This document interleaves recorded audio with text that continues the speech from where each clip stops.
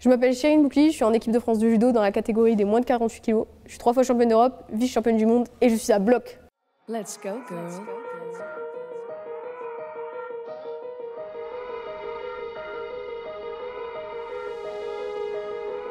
Fierté parce qu'en fait tu te dis, tu t'es accroché, t'as cru en toi, t'as cru en tes capacités, on te l'avait dit aussi, tu vois, et tout ce truc d'avoir vu avant, en fait c'est pas toi, c'est jamais toi, entre guillemets, enfin c'est jamais toi, voilà, c'était pas toi à ce moment-là en tout cas. Et tu t'accroches, tu crois en quelque chose, t'es pas sûr que tu vas réussir, hein. Tu sais pas. Hein. Mais par contre, tu te persuades que c'est possible. Et quand tu y arrives, parce que du coup tu peux n'arriver ou pas y arriver, hein, mais quand tu y arrives, en fait tu te dis ouais j'ai fait tout ça et j'ai réussi genre à le faire quoi. Enfin, c'est ouf. Ça aurait pu ne pas marcher. Mais là ça a marché, c'est juste beaucoup de fierté, Enfin tu te dis c'est incroyable, il y a plein d'émotions qui se mélangent là. Et le truc, en plus c'était vraiment championne de France senior, je l'avais jamais fait de ma vie. Et pour la première chose à laquelle j'ai pensé, c'est que j'allais participer au Grand Slam de Paris, à Bercy. Ça c'était ma pensée. Je me suis dit waouh, je vais faire Bercy. Je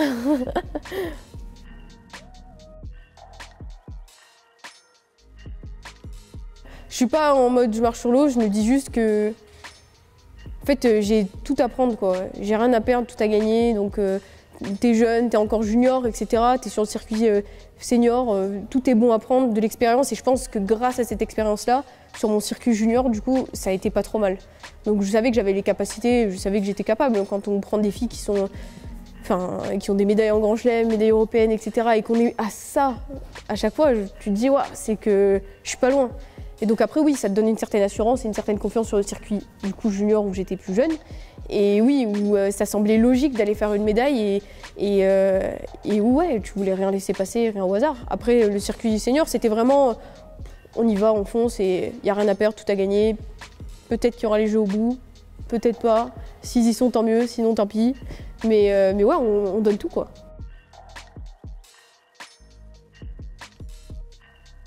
En fait, on s'est arrêté, on a eu un gros break avec le Covid. Pas d'entraînement, on s'entraînait tous chez nous, etc. C'était pas facile parce que derrière, on reprend une compète où je fais 5 en Grand Chelem d'ailleurs. Et c'était la première fois qu'on était en fait, avec toutes ces restrictions. Et du coup, c'est vrai que c'était particulier, sans public, faire tous les tests. On était en stress en fait de rester bloqué dans le pays si on était positif là-bas. Donc on pensait même pas à notre compète. Et après, derrière, t'allais à la compète, c'était pas pareil.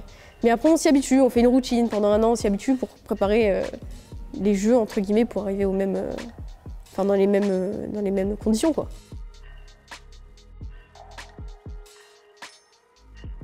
C'était un peu quand même les montagnes russes parce que du coup, je sors du circuit junior. Bon, à la base, je devais pas participer aux Europes. Et finalement, j'y participe parce qu'il y a une coéquipière qui se blesse, donc j'étais remplaçante, je suis passée titulaire. Donc je fais ces Europes parce que quelques mois avant, je faisais un Grand Chelem où je fais 5. Donc ouais, j'étais assez stable dans mes résultats, entre guillemets. Je faisais pas de premier tour, sauf au Master où j'ai fait un premier tour. Mais c'était pas assez linéaire encore. Donc je voyais que c'est pour ça que j'étais encore un bébé, hein, entre guillemets, hein, et que j'avais beaucoup à apprendre. Et donc ouais, je gagne les Europes seniors, c'était juste incroyable et enfin. Tu t'y attendais pas? Ah non, mais pas du tout. Déjà que je devais pas y participer, donc je me suis dit mais tu participes pas, tu participes sur 10 jours avant. Enfin, on te dit que tu vas parce qu'il y a une fille qui se fait mal et tu te dis bon bah allez go quoi. C'était pas un truc que forcément je préparais. Et puis même si on parle des Europes seniors, on parle pas des Europes juniors. Donc oui, j'y croyais pas quand j'y étais. Je me suis dit waouh, c'est incroyable. Encore une fois, c'est la même chose. T'es pas sélectionné. Bon, il y a des filles qui étaient plus méritantes. Hein. Il y a des filles qui étaient médaillées au Master, médaillées mondiales, etc. Médailles européennes. Moi, à côté, j'étais encore rien. Mais j'avais fait des médailles en Grand Chelem et tout. Je me suis dit, oh bon, dommage, peut-être la prochaine fois. Là, je suis que remplaçante, donc c'est bien. Mais quand j'ai vu que j'étais passée, je me suis dit, ouais, c'est la chance. C'est ma chance là de pouvoir faire quelque chose, quoi. Et de montrer que, ouais, là, je vais prendre ma place.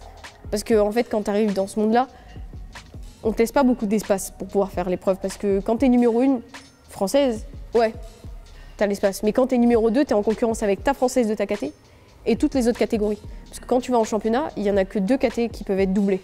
Donc les autres filles qui sont numéro 2, même si elles sont numéro 2 et très bien, très bonnes, ben, elles peuvent ne pas aller en fait en championnat parce qu'il y a un peu mieux, genre. Ou peut-être beaucoup mieux, mais il y a mieux en fait. Et en fait, t'es en concurrence avec des filles qui sont pas forcément de ta catégorie de poids. Du coup, c'est ça qui est chaud. Et donc là, quand j'ai vu cette opportunité et cette ouverture, tu te dis c'est là maintenant que tu vas écrire ton histoire et que tu vas marquer le coup, quoi.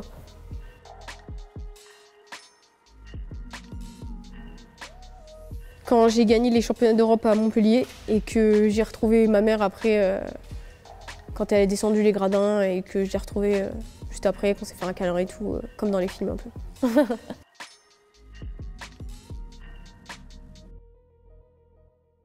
Let's go, girls.